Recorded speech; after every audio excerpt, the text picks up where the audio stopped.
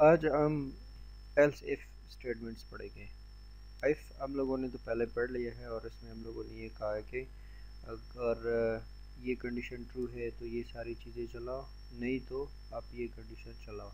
अब मैं क्या करता हूँ, मैं अपने इस प्रोग्राम में से थोड़ा सा तब्दील ला के आपको एल्स इफ के बारे में समझाता हूँ। मैं कहता हूँ इफ़ ए इक्वल्स के लिए हम क्या करते हैं, दो दफ़ा ए इक्वल का साइन देते हैं असाइनमेंट का, और मैं कहता हूँ अगर ए बराबर है 2 के तो ये काम करो।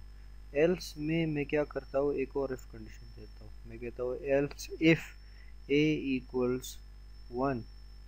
अगर एल्स में फिर एक इफ़ कंडीशन है, अगर ये है तो ये काम करो। फिर उसके बाद एक एल्स इफ़। अब मैं इसकी तादाद जितनी मेरी मर्ज़ी है मैं उतनी बढ़ा सकता हूँ। मैं कहता हूँ ए इक्वल्स 3, तब आप ये काम करो, ऐसा आउट ए बराबर है 3 के।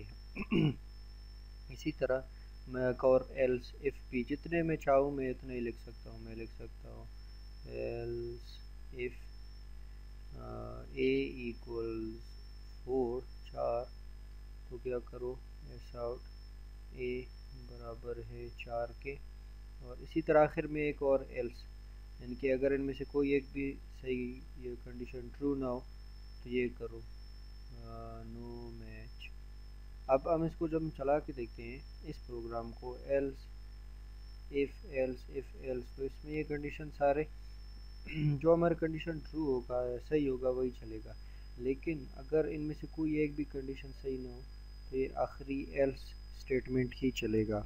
तो ये एक फ़र्क होता है इफ़ एल्स और उसके बाद एल्स इफ़। आप मतलब हर एक कंडीशन को चेक करने के बाद आप इधर आते हैं एल्स इफ़ चेक करो, ये कंडीशन सही हो गया ये चला दो और सारे प्रोसेस से निकलो। नहीं तो आप एल्स इफ़, अभी इसने हमारे किस कंडीशन को ट्रू किया, ए इज़ लेस देन 2, जो कि है ये कंडीशन। हमने ए को 2 के बराबर किया हुआ था और यहाँ सॉरी 1 के, और यहाँ पर मैं कहता हूँ ए बराबर है 1 के, और तो यहाँ पर क्या लिखो, ए इज़ लेस देन 2, या इससे भी अच्छा है एक बेहतर लफ्ज़ आप लिख सकते हैं ए बराबर है 2 के।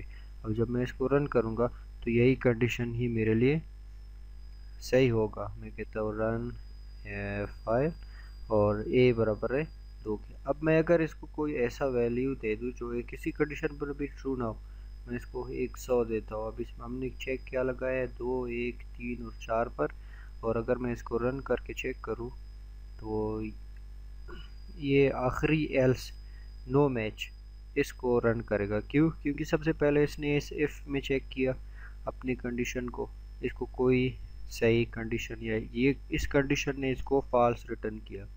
फिर उसके बाद इस इफ़ एल्स कंडीशन को रन किया और इसने भी इसको फॉल्स रिटर्न किया। इसी तरह इसने else if A is equal to 3 ये कंडीशन चेक किया, इसे भी इसको फॉल्स, और ए इक्वल्स 4 इससे भी इसको फॉल्स कंडीशन मिला।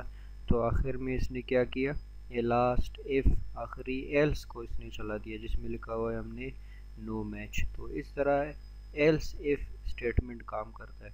आप सबसे पहले एक इफ़ चलाते हैं, उसके बाद एक और एल्स में एक और इफ़ कंडीशन चलाते हैं। उम्मीद है आप लोगों को समझ में आ गया होगा।